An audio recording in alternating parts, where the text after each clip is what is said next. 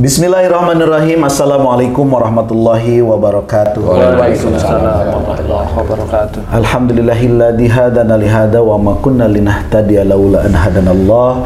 Asyhadu an la ilaha illallah wahdahu la syarikalah wa asyhadu anna sayyidana Muhammadan abduhu wa rasuluhu la nabiyya ba'da amma ba'du.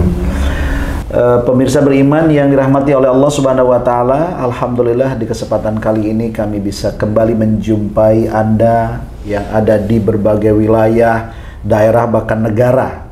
Mudah-mudahan Anda semua saat ini dalam keadaan sehat walafiat. Dan mudah-mudahan segala harapan dan cita-cita untuk kebaikan dunia dan akhirat diberikan yang terbaik oleh Allah Subhanahu wa taala. Amin ya rabbal alamin. Insyaallah kali ini kita akan kembali membahas hal yang insyaallah akan meningkatkan kualitas iman dan takwa kita kepada Allah.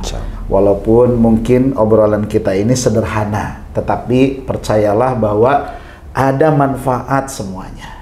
Dan kali ini juga masih tetap kita ditemani oleh guru kita tercinta yang selalu mendapatkan rahmat Allah Subhanahu wa taala. Kita sapa dulu beliau, Ustaz Danu. Assalamualaikum. Waalaikumsalam warahmatullahi wabarakatuh. Gimana kabarnya Ustaz? Alhamdulillah baik. Sehat ya? Alhamdulillah. Selain guru kita Ustaz Danu, di sebelah kanan saya ada abang saya ya yang luar biasa dengan Pak Tung.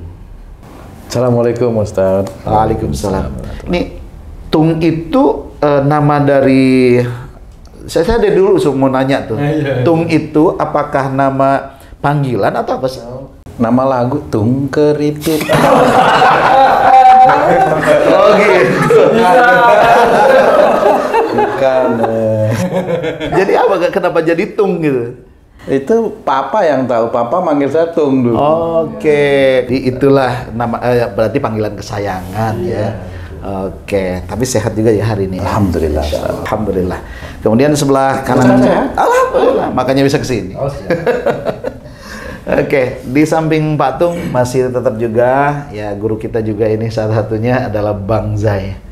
Bang Haji. Assalamualaikum Ustaz. Waalaikumsalam Bang Haji. Sehat Bang Haji? Alhamdulillah. Alhamdulillah. Baik pemirsa, kita sudah menyapa guru kita, kemudian ada Pak Tung, kemudian ada Bang Zai ya. Insyaallah mudah-mudahan obrolan kita sekali lagi ini sangat bermanfaat untuk kita semuanya. Nah, kesempatan kali ini kita akan coba membahas dengan isu yang saat ini sedang viral. Nah, itu dia ya. Mungkin sudah ada yang bisa nebak, ada juga yang apa sih itu kan gitu kan. Oke. Saat ini yang sedang terjadi di Indonesia itu adalah berita tentang seorang anak yang dipukuli, gitu kan, sampai koma. Saya lihat tuh di videonya itu sempat Masya Allah ya, memang sudah terjatuh masih ditendang juga. Masya Allah, ngeri. Nah, apa yang harus kita tanyakan sama guru kita, kenapa sih anak yang usia 20 tahun itu bisa searogan itu? Itu yang pertama. Yang kedua, apakah kejadian ini yang terjadi kepada si anak yang memukul ini ada faktor genetik ya yang turun dari orang tuanya sehingga seperti itu, atau karena faktor lain, misalnya karena faktor makanan yang barangkali tidak halalan thayyiban ya juga, atau apa saya nggak tahu. Nah ini yang harus kita tanya kepada guru kita. Dan kemudian nanti masih banyak lagi mungkin pertanyaannya akan disampaikan Pak Tung juga Bang Zai. Oke, kita bahas dulu yang pertama, Gurunda. Tadi saya sudah sampaikan di awal bahwa kenapa sih anak yang 20 tahun tapi berani berangasan ya kalau bahasa itunya. Bahasa kasarnya sadis ya. Sadis. Nah ini apakah ini ada kaitannya dengan keturunan, genetik, atau juga karena faktor lain seperti misalnya makanan dan juga pergaulan. Gimana tuh Gurunda? Bismillahirrahmanirrahim. Assalamualaikum warahmatullahi wabarakatuh. Waalaikumsalam warahmatullahi wabarakatuh. Amin ya rabbal alamin. Alhamdulillah saya mencoba memberi ulasan gambaran. Jadi seseorang siapapun muslim atau non muslim itu berangasan, insya Allah itu juga dari genetik. Pasti ada genetik. Genetik itu macam-macam. Nanti dia berangasan di titik mana. Kalau dia berangasan di lingkungannya saja, ya itu di titik itu aja dia. Tapi kalau berangasannya sudah melampaui batas, kayak umpamanya penganiayaan, kemudian ada polisi tidak ada hormat, maki-maki polisi. Nah, itu sudah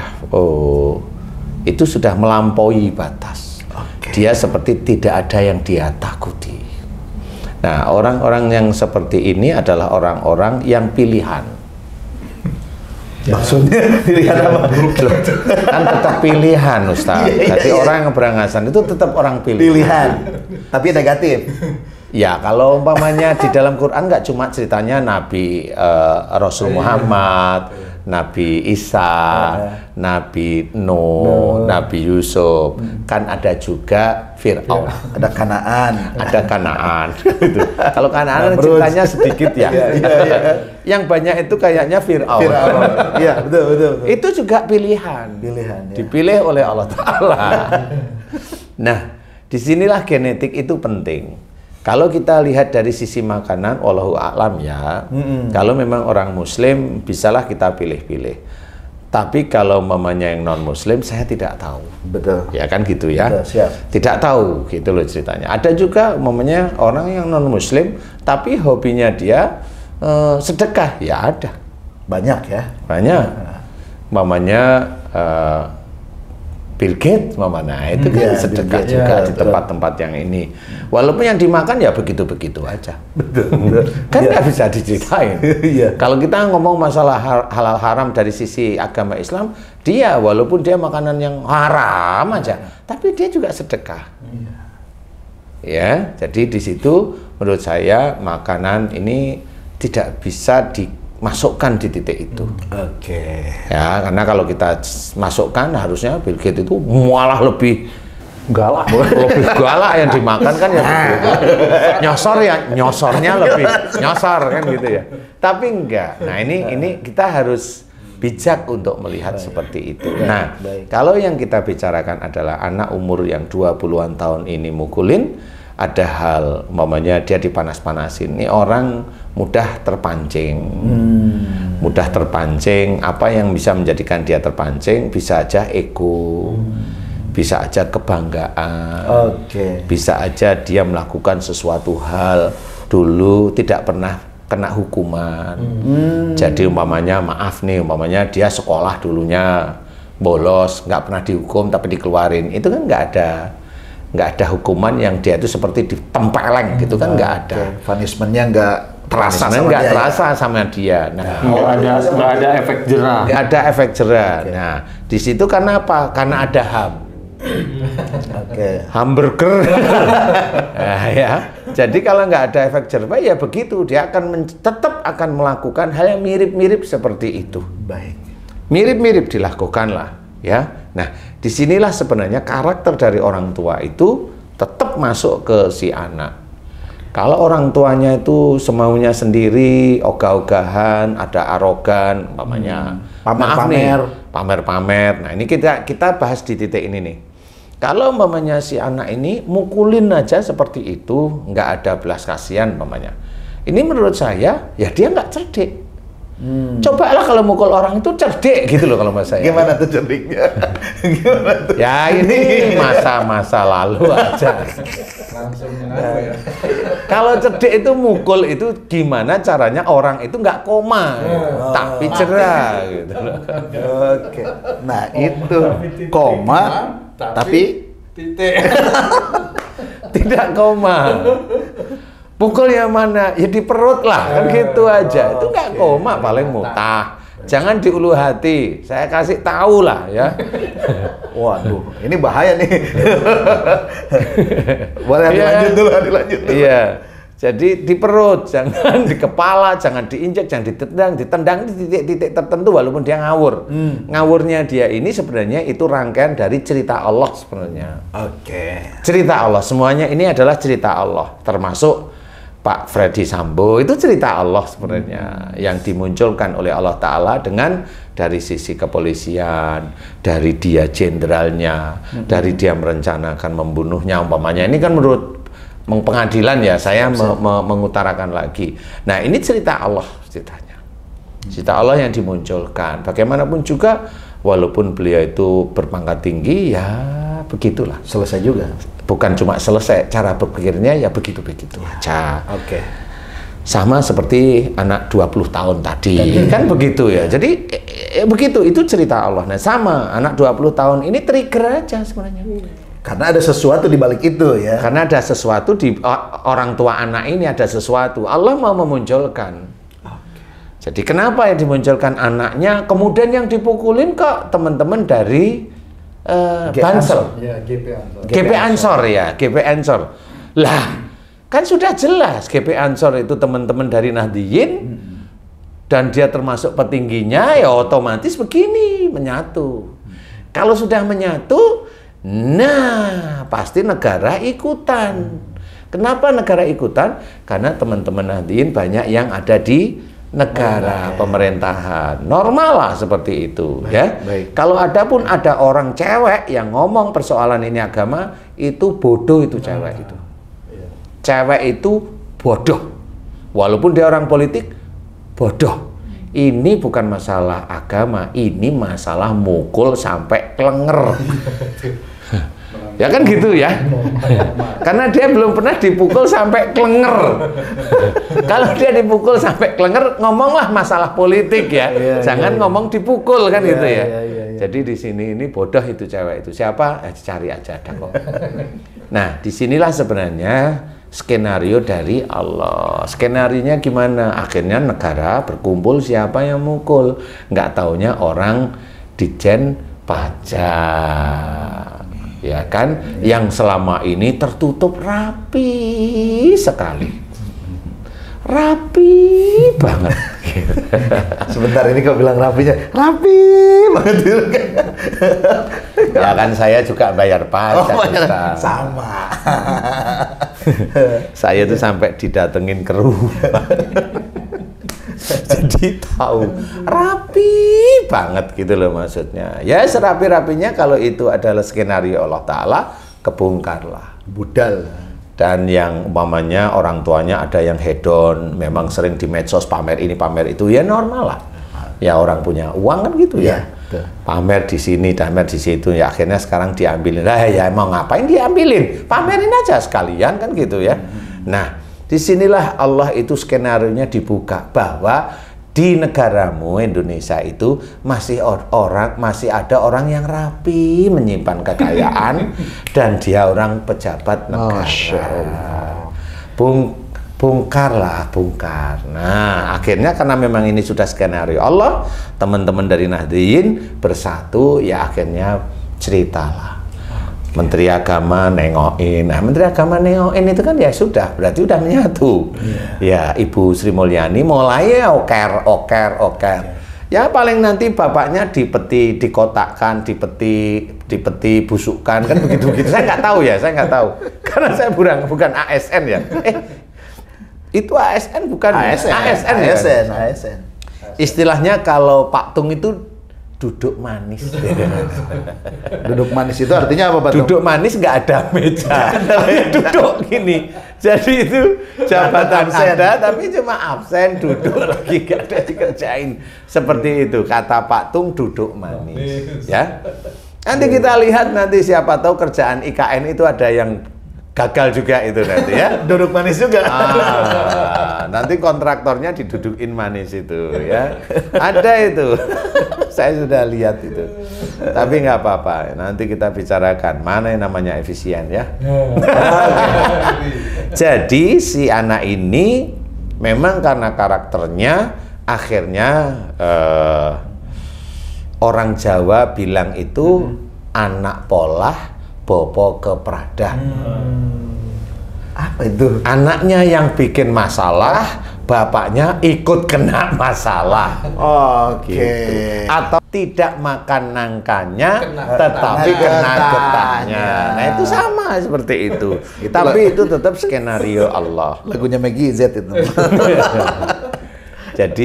Jadi ada yang masih tersimpan rapi. Nah ini saya salut sama Ibu Sri Mulyani. Kalau bisa nggak cuma satu, bongkarlah semua, gitu ya. Bongkarlah semua, karena memang disitulah titiknya, ya. Negara menginginkan semua orang untuk membayar pajak, oke, nggak ada masalah. Tapi kewajiban untuk membangun ya. Iya, istilahnya ada apa namanya dulu itu apa namanya yang dulu peti. Dulu ada orang pajak yang kena itu siapa namanya dulu? Gayus. Iya, adik Gayus dulu itu kan ada masalah. Ya itu kalau mau dibongkar, bongkar aja. karena gitu ya. Nah, inilah sebenarnya ini karakter. Kemudian sama seperti Bapak Freddy Sambo di instansi tertentu yang rapi, sebenarnya masih ada sesuatu yang harus diselesaikan oleh negara. Sekarang dari Pak Freddy muncul kepada Ditjen Pajak, itu di situ juga dimunculkan. Carilah intel-intel negara itu canggih-canggih, carilah, nggak ada masalah. Kan gitu Ustaz. Jadi si anak yang seperti tadi itu mukulin sampai seperti itu salah. Dia harusnya belajar di apa namanya, mix martial art. Oh iya MMA ya. Tapi kayaknya nanti di dalam biasanya suka ada seperti itu mungkin ya. Ya maksudnya belajar itu kan Biar pinter. biar pinter cara mukul, gimana menjatuhkan cepat, sama gimana menjatuhkan tanpa dia cedera terlalu parah. Game over ya. Nah itu harus belajar di situ. Kalau memang anaknya suka berantem, masukin aja ke MMA. Ya, nanti paling sama teman-teman MMA dihajar pasti. Kalau orang sombong itu di MMA malah dihajar ya pasti. Siap. Ya, jadi ini sama. Akhirnya ini skenario Allah bahwa ini ada genetik ya dari ayah atau dari ibunya.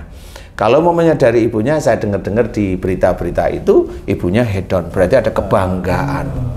Kalau kebanggaan itulah yang namanya kesombongan itu ada di hati. Kesombongan dan sebagainya dan sebagainya dan sebagainya. Arogansi kalau mamanya bapaknya pejabat punya pasti. Harus diladenin, harus bagaimana punya. Nah, punya anak ya seperti itu. Kalau menurut saya anak itu nggak usah dimarahin.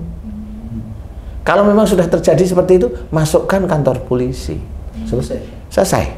Kemudian koreksi ayahnya dan ibunya. Tobatlah kepada Allah jika dia seorang muslim. Tobatlah kepada Allah jika dia seorang muslim terus. Sehingga di situ mudah-mudahan, tapi tobatnya kan dalam kondisi kasus seperti ini tidak apa-apa. Tapi tetap tobat. Atau minta tolong saya diduduk maniskan saja, boleh. Itu kan tobat. Tolong harta saya ini dari mana? Oh ini dari PT ini saya pernah kong kali kong. Dengan PT ini saya pernah kong kali kong. Jujur aja nggak apa-apa ya. Lebih bagus ya. Lebih bagus. Oke, Ustaz. Seperti itu ya. Baik, Ustaz, saya masih teringat dengan pembicaraan vlog yang lalu, di mana kesombongan itu kan juga bisa mendatangkan penyakit ke dalam tubuh dari sini ke bawah. Nah, ternyata kalau saya perhatikan, tadi kan si anak ini dan orang tuanya kan head on, sehingga menjadi orang yang sombong dengan keadaannya kan. Ternyata sombong itu juga bisa menghancurkan karir ya. Insya Allah seperti itu, karena hedon itu kan kebanggaan. Akhirnya bentuk sombongnya ya kebanggaan. Ya akhirnya dia satu yang tertulis bangganya itu ya masuk kantor polisi di penjara, itu bangga sebenarnya harusnya. Karena siapapun orang itu kalau dia membanggakan hartanya, kalau orang muslim dikatakan oleh Allah Ta'ala fasik. Kalau fasik itu dikatakan kafir. Allah yang berkata, nggak usah orang yang membanggakan hartanya. Orang yang dikasih kecantikan pun kalau dia bangga tentang kecantikannya, namanya pasik. Kalau teman Sunda bilang pasik. Itu fitnah. Kalau sudah pasik, itu teman Sunda bilangnya kafir. Nih itu, jadi membanggakan pekerjaan, membanggakan harta, termasuk membanggakan anak, nasab, keturunan dibanggain, sombong itu. Itu namanya fasik. Termasuk operasi, bangga dengan wajahnya, cepret sini, cepret sini, cepret sini, gitu. Dibikin mancung bapaknya. Nah itu namanya fasik, Ustaz. Ya. Kalau fasik Allah menamakan kafir. Ya, itu Allah. Jadi kalau sudah Allah menceritakan seperti itu, tinggal nunggu aja. Tinggal nunggu. Kalau itu terus dilakukan, tinggal nunggu. Nggak usah didoain yang jelek-jelek, nggak usah. Tinggal nunggu aja Allah. Apa yang akan terjadi? Kalau umpamanya operasi plastik, dia kepanasan, karena plastiknya Meleleh. diambil dari ember, ya meleleh. Kalau ini ngarang, ini bercanda, ini maaf ya. Ini meleleh. Jadi intinya adalah kebanggaan itu tetap akan menjatuhkan orang itu. Siapapun orangnya, orang muslim kek, non-muslim kek, akan dijatuhkan oleh Allah. Hancur ya. Pasti dihancurkan. Kalau orang itu muslim dikasih peringatan. Tapi yang kalau dia itu membanggakan, sudah dianggap oleh Allah Ta'ala fasik, dianggap lagi kafir, karena fasik itu ada golongan dari kafir, kelompok dari kafir, ya sudah tinggal nunggu aja. Mau dia orang biasa, mau dia bakul bakso, mau dia tukang nasi goreng, mau dia pejabat, mau dia menteri, mau dia itu pendakwah seperti kita, selama dia itu bangga dengan apa yang dia kerjakan, Tunggu sebentar lagi, gitu kalau saya. Tapi gini Ustaz, ini kan Allah munculkan ya. Seharusnya menjadi iktibar, menjadi pembelajaran buat kita ya. Mungkin ada juga orang-orang yang sombong, orang-orang yang fasik tadi, yang kafir tadi, ketika kekafirannya muncul, kesombongannya muncul, itu tidak ditunjukkan gitu kan. Artinya berarti tidak di sini tapi nanti di sana. Iya. Nah, untungnya yang sekarang dimunculkan itu sebetulnya ini adalah petunjuk supaya dia sadar seharusnya ya. Insya Allah seperti itu. Sebenarnya apa yang ada di sekitar kita itu petunjuk dari Allah Ta'ala. Bukan keadaan yang terjadi. Bukan, itu petunjuk dari Allah Ta'ala sebenarnya. Kan gitu. Ya. Umpamanya badan kita terlalu gemuk, itu kan petunjuk Allah. Badan gemuk, kata teman dokter, itu kolesterolnya nanti tinggi. Ada penyempitan pembuluh darah di jantung. Astagfirullahaladzim. Itu nanti bisa memicu gula darah tinggi. Itu kan petunjuk Ustadz. Siap. Nah, gimana caranya petunjuk itu bisa kita kerjakan? Ya belajar. Gimana caranya? Satu, malam jangan makan. Bukan belajar itu Ustadz ya. Siap. Dari petunjuk itu. Nah, sama seperti Ustadz tadi ceritakan, sebenarnya semua yang terjadi ini sama. Ini kebanggaan sudah menyebar di cerita-cerita media sosial dan cerita-cerita di TV ini. Ini ada keluarga yang hedon. Iya. Hedon itu jangan keluarga itu banyak. Yang pamer di IG, pamer itu kan sama sebenarnya. Mau dia itu orang Muslim atau enggak, atau pamer bahwa saya child free, loh itu tinggal tunggu aja. Tinggal tunggu kapan? Saya juga nggak tahu. Saya bukan malaikat, Tuhan apalagi kan gitu. Kalau orang yang yakin dengan keyakinan seperti itu, tunggu aja. Nggak apa-apa, nggak usah dihujat, nggak perlu dihujat. Allah itu tidak butuh hujatan teman-teman netizen kepada seseorang, terus Allah itu ya dihukum gitu. Enggak. Itu kan orang peradilan biasanya. Yang menghujat itu pejabat pemerintah, wah hakimnya takut. Kan seperti itu. Bukan, Allah mah nggak butuh. Kalau netizen kan mungkin hanya ingin mengeluarkan Unek-uneknya ya. Mengeluarkan unek-uneknya iya, tetapi nggak perlu. Ayolah, dari situ itu sebenarnya ada contoh untuk kita. Yang kalau memang jelek jangan kita kerjakan, jangan kita lakukan. Kalau Allah menitipkan rezeki itu berlimpah, ya nggak perlulah hedon, kan biasa-biasa aja. Kalau memang kita itu punya dititipi rezeki yang berlimpah, ngomong juga biasa, nggak usah tinggi-tinggi, kan gitu ya. Karena rezeki kan sama, mau rezeki banyak kan makannya juga sepiring malah kurang ya. Wong saya sendiri itu kalau sore makannya apa Ustadz? Cuma rujak cingurnya. itu ya. Hanya apa namanya? Hanya sayur. Tapi di depan kita ini ada ini sekarang nih gimana? Ini bahaya juga buat kita. Ini yang bikin itu bisa jadi Gendut. Pasti yang bawa orang yang gemuk nih. karena enggak saya tambahin. Iya. Karena kayak orang yang kurus kayak AJJ jarang. Jarang makan. Jarang. Tapi kameramen kita juga subur. Jadi seperti itu, karena memang makan pun harus kita tata sehingga itu menjadi pola, menjadi sesuatu yang insya Allah mudah-mudahan manfaat untuk kita. Yang dulunya kita kalau sudah badan enak kan santai, kan gitu. Iya. Kalau malam Hanya cuma apa? Rujak cingur tanpa cingur dan tanpa lontong. Sampai tung itu apal. Padahal tadi siang kita makan hanya dengan bayam loh. Gimana? Nanti malam makan pakai nasi goreng atau pakai sop kaki kambing, Pecel lele.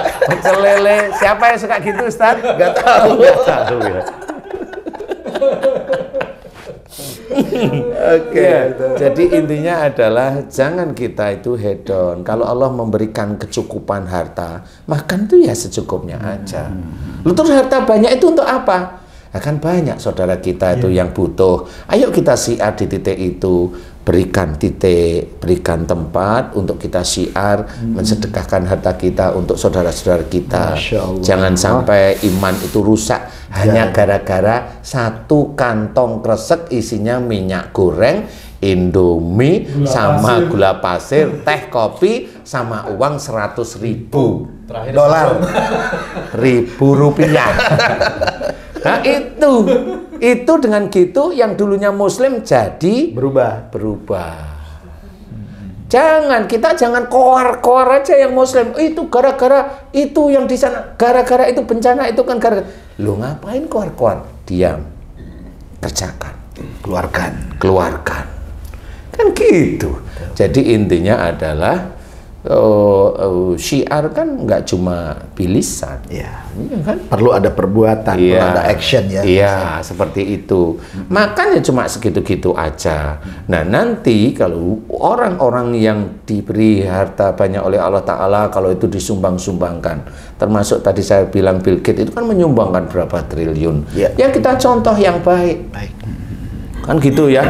Nah, di sini ya sama. Ya, nanti harta yang dinilai oleh Allah Ta'ala itu bukan yang kita makan. Harta yang kita makan di piring itu keluar dari kotoran di toilet itu.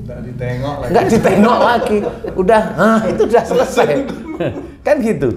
Lah, harta yang dinilai menjadi amal soleh adalah yang disedekahkan dengan niat lillahi ta'ala. Dan pada saat seperti itu, belajar untuk tidak ujub, tidak riak, tidak sombong, tidak bangga dengan seperti itu. Anggap aja itu biasa aja. Biasa sama seperti pada waktu kita di toilet. Selesai. Nggak dipikirin lagi, kan gitu.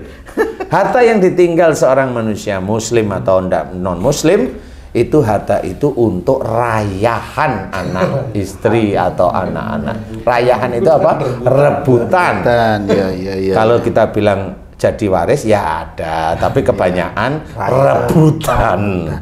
Karena anak-anaknya memang begitu ya, bapaknya ngajilnya begitu, kan gitu ya. Jadi inilah yang harus kita ketahui, hedon itu kalau bisa kita belajar untuk tidak tinggalkanlah seperti itu. Bagi yang cantik, bagi yang ganteng ya janganlah ya. Hingga bagi yang ganteng, dulu saya pernah tahu ada artis yang ganteng. Kok kemarin saya lihat di TV sudah kutekan, ada pink, ada putih, ada biru, ada hitam. Itu laki-laki ganteng. Sudah berubah. Saya juga nggak tahu kenapa begitu ya. Nah, di sini kenapa saya cerita begitu? Beginilah manusia. Dia kayak nggak puas dengan wajahnya. Sehingga kalau dia ganteng pun sampai kukunya dikutek. Beda-beda. Itu kan lucu gitu menurut saya ya. Padahal laki-laki itu. Iyalah laki jelas namanya inget dan sama-sama dakwah. Ustaz, tadi kan kalau kita berbicara tentang dakwah itu bukan hanya sekedar di lisan, tetapi adalah di perbuatan. Apa yang dilakukan oleh Menteri Keuangan kita, Ibu Sri Mulyani, berarti dia sedang berdakwah dengan melakukan action untuk menurunkan pejabat ini, gitu kan? Iya, dakwah. Kalau itu akan menjadi amal soleh Ibu Sri Mulyani, pakai Bismillah. Wah, itu ya. Pakai Bismillah. Bismillah, aku turunkan dia, aku duduk maniskan dia. Karena Allah. Nah, itu baru tuh amal soleh. Tapi kalau hanya sekedar ya ingin dilihat manusia bahwa seperti ini tanpa lillahi ta'ala nggak jadi sesuatu ya. Kalau Ibu Sri Mulyani bukan ingin dilihat lah, saya tahu ya, insya Allah ya. Tapi beliau hanya menerjemahkan prosedur secara jabatan, pemerintahan. Jadi prosedurnya seperti itu. Makanya di situ nggak apa-apa. Tapi kalau Ibu Sri Mulyani ingin itu menjadi amal soleh, Bismillah. Masya Allah. Niatkan semuanya, yang diatur itu karena Allah. Itulah seorang yang menggunakan jabatannya untuk berbuat adil dan bijak. Baru saya akan jempol. Bagus, Bu. Gitu, harus seperti itu. Nggak cuma satu, Bu. Banyak. Oke, sekarang Ustadz, ini saya baca tadi pagi tuh di online ya, media online, bahwa ada 40.000 sekian sekarang tuh lagi deg-degan katanya. Nah ini bisa jadi kalau ada kalimat deg-degan berarti ada sesuatu bisa jadi ya? Iya pasti, pastilah. Pasti deg-degan. Lah wong gimana nggak deg-degan, wong dia yang dikerjain ya. Tidak semuanya sih begitu, tapi rata-rata begitu. Nah sekarang solusinya yang 40 ribuan sekian itu supaya di mata Allah baik, kan begitu? Nah, di mata manusia juga baik. Apa yang harus dilakukan, Ustaz? Telepon saya. Minta maaf. Enggak lah Ustaz. Gimana? Telepon saya kasih solusinya agar tidak dikejar sama negara dan tetap itu impas di hadapan Allah. Mau tahu? Harus. Harta yang haram jual, uangnya kasih yatim piatu. Selesai. Kerjakan itu karena Allah untuk kembali, bukan itu jadi pahala. Belum, itu bukan, itu dari nyuri lepas hilang. Dibersihkan dulu lah ya. Bersihkan dulu, yang jadi rumah, jadi ini, gitu. Bersihkan beneran karena Allah itu nanti mulai jadi harta yang dulunya mau menjadikan haram di tubuhnya itu dibersihkan. Jadi insya Allah kalau dia seorang muslim aman besok di neraka. Insya Allah. Tapi kan tetap harus ditobatkan, tidak cukup hanya dikeluarkan. Iya, kalau dia dikeluarkan selesai dulu urusan dunianya. Nah, nanti baru dihitung lagi yang sudah saya makan berapa ya. Nah, dihitung lagi lah Ustaz. Oke, tetap ya dia di ini ya. Iya, dihitung. Iya, tetap dihitung. Yang sudah saya makan dimakan istri, dimakan sama selingkuhannya. Berapa banyak? Lah itu kan harus dihitung sebenarnya itu. Nah inilah sebenarnya harus kita ketahui sebagai seorang muslim, ya ada seperti itu, belajar lurus kan gitu ya. Kalau memang, lah kan kerjaan saya itu umplak-umplak begitu, lah itu kan ujian aja. Kalau ditawarin ada perusahaan bilang, mamanya, ini pura-pura aja ya, pura-pura aja. Siap. Ini ada umpamanya Ustadz Asep, ini Ustadz harus, ini pura-pura saya orang pajak nih. Siap. Ustadz harus bayar 9,5 miliar. Ah, kaget tuh. Kalau saya amin dulu karena berarti saya kaya Ustadz. Amin. Kan pura-pura. Iya. Oke. Nah, di titik itu kan sebenarnya Ustadz tanya, loh harta saya nggak seperti itu. Tapi beliau itu ngomong, ini ada di rekening jumlahnya sekian ini. Dan Ustadz tahu mamanya, oh iya bener ya. Kenapa saya dikejar? Ya memang harus bayar pajak. Umpamanya Ustadz, udahlah jangan 9,5 lah. Mbok ya 1M apa 2M aja lah, 2M deh, saya lepasin. Ya wis nggak popo. Kalau dijawab wis nggak popo. Ini BHY namanya. Itu kong kali kong. Kong kali kong. Itu. Jadi bisa aja yang 2M itu nggak masuk kantor. Jadi dihapuskan dengan cara dieliminasi, dieliminir. Tapi saya juga nggak tahu yang begitu-begitu, nggak tahu saya. Banyaknya yang begitu. Jadi harusnya bayar 9, bayar 2. Kalau sudah nanti saya tulis caranya bagaimana. Nah, ya itulah namanya. Kong kali kong. Jadi kong. Itu namanya kong ya. Jadi intinya seperti itu. Caranya ya begitu-begitu aja. Dia ke perusahaan mana? Perusahaan kan banyak itu. Ya, teman-teman yang China itu kan biasanya Oh enak, mau lah bayar segitu. Nah, kalau bisa ini, nah itu kan banyak seperti itu. Diatur aja lah, cincai lah mamanya. Capcai lah. Banyak seperti itu yang tadi kayak Ustadz, kemudian yang ini teman-teman yang seperti itu yang banyak itu. Nah inilah cara mereka untuk pajaknya itu tidak masuk negara. Dikelirkan ya. Dikelirkan, tapi gimana caranya? Walau saya juga nggak ngerti ya. Diputihkan seperti itu. Beliau yang punya undang-undang yang lebih hebat lah kalau saya. Oke, seperti itu. Jadi intinya harus belajar untuk jangan sampai kita ada harta haram. Itu aja. Baik, Pak Tung mungkin ada pertanyaan? Terima kasih. Mungkin saya tidak banyak bertanya, namun kami turut prihatin ya atas kejadian itu ya, Pak Ustadz ya. Prihatin atau bersyukur? Prihatin. Prihatinnya kenapa? Karena kan Mas David ini kan usianya juga masih 17 tahun dan akhirnya harus mengalami satu tidak sadar di rumah sakit gitu. Ya kita doakan mudah-mudahan Allah memberikan kesembuhan kepada yang terbaik lah ya, terbaik ya. Saya. Mungkin pertanyaan sudah cukup sudah cukup jelas tadi. Kecuali masalah efisiensi mungkin di lain waktu. Oke, kalau Bang Zai mungkin Bang Zai ada pertanyaan? Kebalikannya. Bersyukur. Karena Allah menyelamatkan. Menyelamatkan? Siapa yang diselamatkan? Orang tuanya. Supaya enggak berlanjut. Bisa aja nanti kalau ketahuan hartanya itu memang bukan miliknya, dia dihitung. Kan biasanya pejabat itu kan pinter-pinter ya. Ini sedekah dari ini wakaf dari ini dari warisan ini, itu kan jadi nggak masuk pajak ya.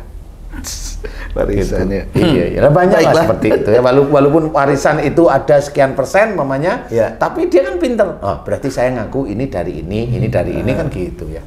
Ya itu bisa hibah istilahnya. Nah itulah pinter-pinternya orang yang tahu undang-undang. Masya Allah, malah jadi seperti itu jadinya ya. Oke, baik. Ustadz, insya Allah ini di akhir dari pembicaraan kita hari ini mungkin dapat disimpulkan bagaimana Ustadz itu untuk tema yang kita usung hari ini. Intinya adalah ini semua yang terjadi di dunia ini atas izin Allah. Dan salah satunya masalah Dandi ya, namanya siapa itu tadi? David dan Mario. Dan Mario ya. David korbannya David Mario yang mukulin Mario pelakunya. Nah, ini adalah skenario Allah yang itu tetap akan membuka semua yang ada di sekitarnya. Ya, akan membuka, dan ini semuanya terjadi atas izin Allah. Tidak perlu kita menghujat, tapi kita harus berpikir sebagai seorang Islam, bagaimana caranya anak saya tidak frontal, barbar seperti itu. Ayo kita berbuat baik. Ya, kita jaga ukhuwah Islamiyah kita, rukun, kan gitu. Kita jaga kalau udah bisa berdakwah pakai YouTube, jangan nyalain saudara kita yang lain. Itu kan belajar. Ya.